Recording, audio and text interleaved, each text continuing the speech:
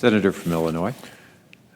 Mr. President, I was just noting that the Senate chamber has been rearranged because tomorrow we commence the impeachment trial, the second impeachment of Donald Trump.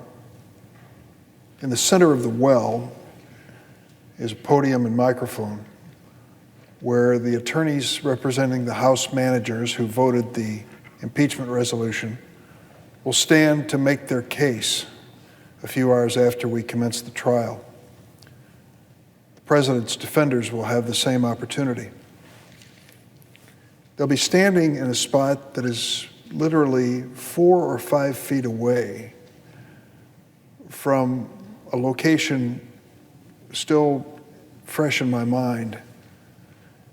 It was there, right in the center of the aisle, between the majority and minority leader of the Senate on January 6th, when 2 men appeared that I'd never seen before in plain clothes and stood in the center of the well holding automatic weapons. It was just minutes after the vice president had been removed from the chair where you're sitting, whisked off the floor of the Senate by Secret Service, I imagine. He was pulled off the floor. It wasn't a follow me, Mr. Vice President. They pulled him off the floor. That was at 2:15. Within a few minutes, the mob, which had invaded the United States Capitol, was on the march, on its way toward this chamber where most of us were sitting, having dealt with our constitutional responsibility of counting the electoral vote. I remember when they interrupted the quorum call they were conducting for one of the Capitol policemen to stand before us and say, "Everyone stay in your seats. We're going to bring in all the staffers. They're going to line the walls. We're going to lock all the doors. This will be the safe room in the Capitol." Couldn't have been more than 10 or 15 minutes later than the same policeman said, "Everybody out now." The mob had come through the Capitol, through the rotunda, was now on the Senate side of the building within easy reach of 100 senators. And so we filed out the back door and down a staircase over to the tunnels and down to the Hart building, hoping we'd escape them. I watched through the window as I went down the steps and saw all of the flags coming up toward the Capitol. American flags, Trump flags, flags I didn't recognize. All the people coming up here. We know what happened later that same day.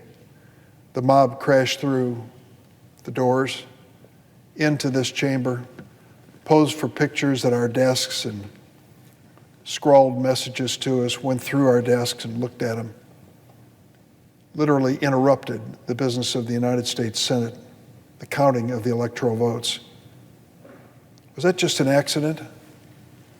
That thousands of people were in Washington on January 6th? Was that just an accident that they gathered in the ellipsis for the President of the United States, Donald Trump, to speak to them? Was it just an accident that within 40 minutes or 45 minutes after the President sent them off to the Capitol, they were here breaking windows and breaking down doors to come inside? No, it was by design. We're now learning who designed that strategy and that attack on the Capitol. And tomorrow we're going to start a trial to determine whether the President of the United States of America bears responsibility for inciting that mob, for inspiring that insurrection.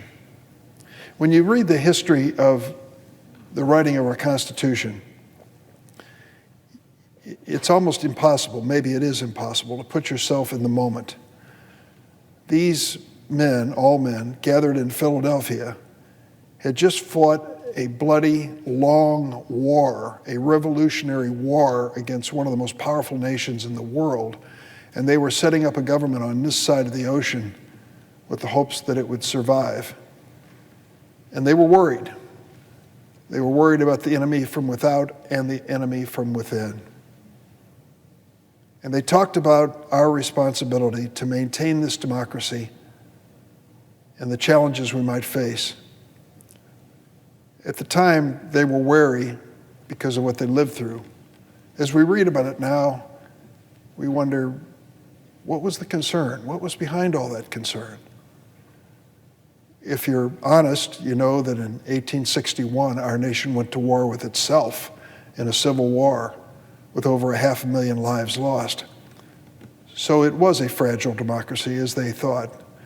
But we never dreamed, at least I never dreamed, that in the 21st century, there would be a concern over an insurrection to overthrow the government of the United States with violence. No, not in America, not in 2021. That's exactly what happened on January 6th.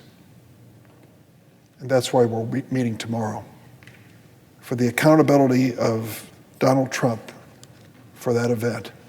Now, there are people who have told us we should get over it.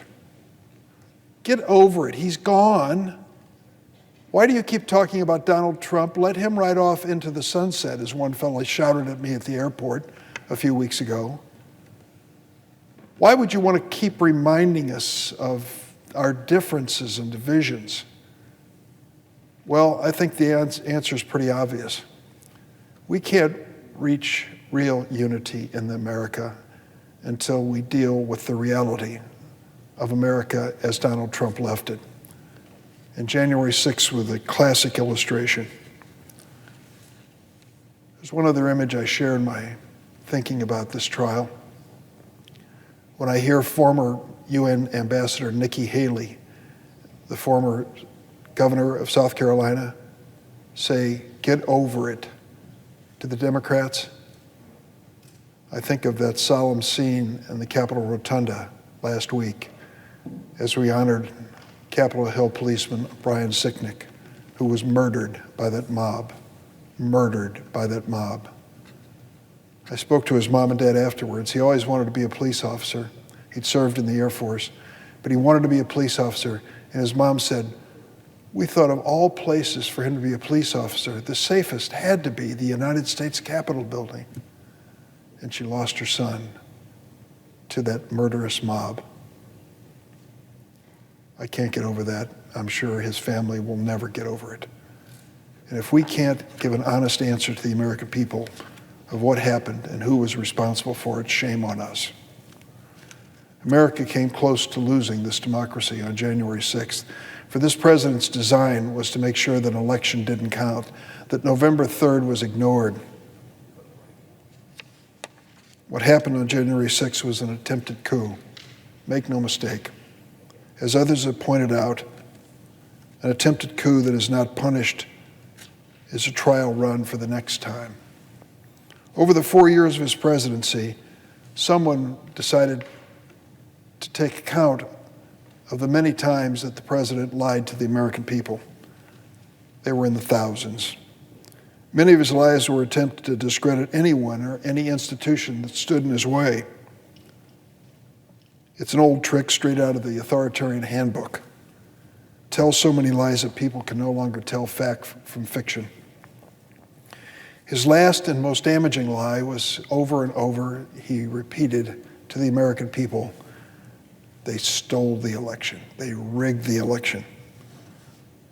Donald Trump's apologists will come to the floor of the Senate in the next few days and say that he had a First Amendment right to say whatever he wanted, whether it was the truth or not. But no one, not even the president, has a First Amendment right to incite an insurrection against this government. That's not a right, it's a crime, a high crime. When he first ran for president in 2016, Donald Trump said the only way he could lose is if the election were stolen. 4 years later, he tweeted the lie of the stolen election so many times at his rallies. When he lost, he tried to convince the courts. He went to 60 different courts, pleading that the election had been rigged and stolen. They laughed him out of the court every time. He tried to bully officials in swing states and members of his own administration. On January 2nd, a day as Americans were dying of COVID-19, Donald Trump was on the telephone to the Republican Secretary of State of Georgia, spending more than an hour pleading and threatening him to somehow find the votes to overturn that state's votes in the presidential election. Trump failed. The Republican Secretary of State refused his request, was not intimidated by his threats, and had the foresight to tape record the conversation so there could be no denial. For weeks before January 6, Donald Trump exhorted his followers to come to Washington on the day that Congress would assemble to certify state electoral votes. He knew that his extremist followers were waiting for their signals and their orders. Over the summer, when armed extremists stormed and occupied state capitals demanding an end to COVID safety instructions, Donald Trump cheered them on.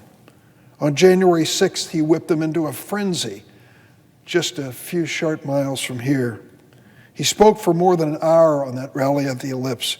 This is some of what he said, and I quote Donald Trump to the mob on its way to the Capitol. "We will never give up," he said. "We will never concede. It doesn't happen." And then he said, "We won this election. We won it by a landslide. This was not a close election." Then he spoke of his vice president, and he said, "I hope Mike is doing the right thing. I hope so. I hope so, because if Mike Pence does the right thing, we win the election.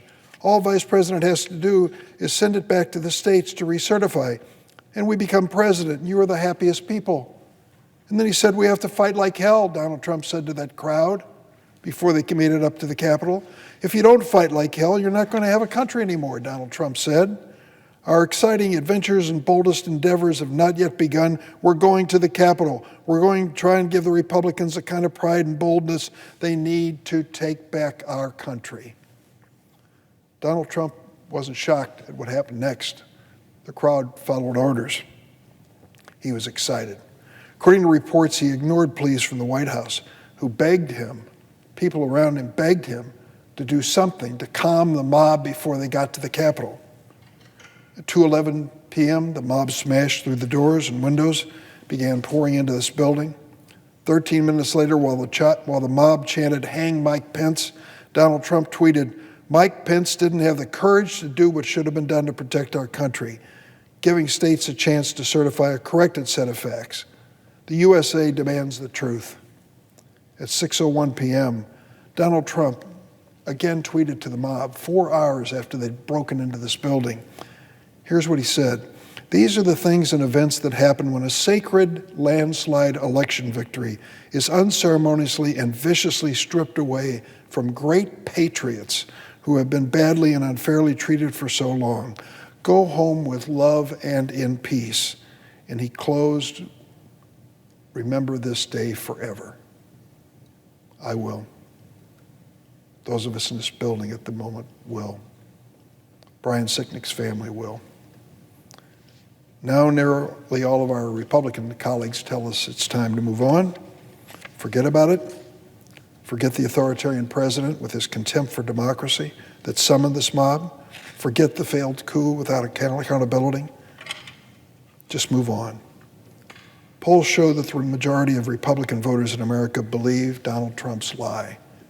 They still believe him, even after it's been rejected by local and state election officials of both parties. That's why this Senate is proceeding to the second impeachment trial tomorrow. Donald Trump has gone from elected office, but the poison he injected in the national bloodstream remains and grows even more toxic. On the inauguration of President Joe Biden, it was different than any I've seen, and it was the 10th one that I've witnessed. The crowd was contained in a very small, guarded area. There were many more National Guardsmen on the streets of Washington as he was sworn in on January 20th than the crowd that assembled on the Mall. I used to go to Central America, visited countries like El Salvador. I can remember being in the capital of San Salvador. I was struck at the time by soldiers standing on the street corners with automatic weapons. And I thought, what kind of country can this be that soldiers will stand out just like a normal cop on the beat with automatic weapons? We've reached that point here in Washington. We've reached that point in the Senate chamber. It's a reminder of the fragility and vulnerability of our democracy. There's a great cost to what we've just been through, and we continue to incur it, to keep this people in this Capitol safe and those who visit. But there's a deeper cost. Brian Sicknick is part of the cost of January 6th. He was proud to protect this Capitol, and he gave his life in doing it.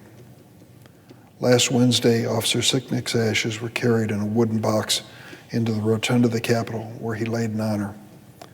The solemnity and hushed silence that greeted his return was made more painful by memories of how an aggrieved and angry mob had desecrated this building that he loved. Brian Sicknick paid for that hushed peace with his life. He's one in a long line of patriots who have given their lives over more than 240 years to protect this country. For his sake, for all those wounded on January 6th, and for the safety of our democracy, we have to put an end to Donald Trump's big lie once and for all, and look honestly at the culpability of the man who incited this mob to attack Congress, to attack the Constitution, and to attack our way of life. I yield the floor.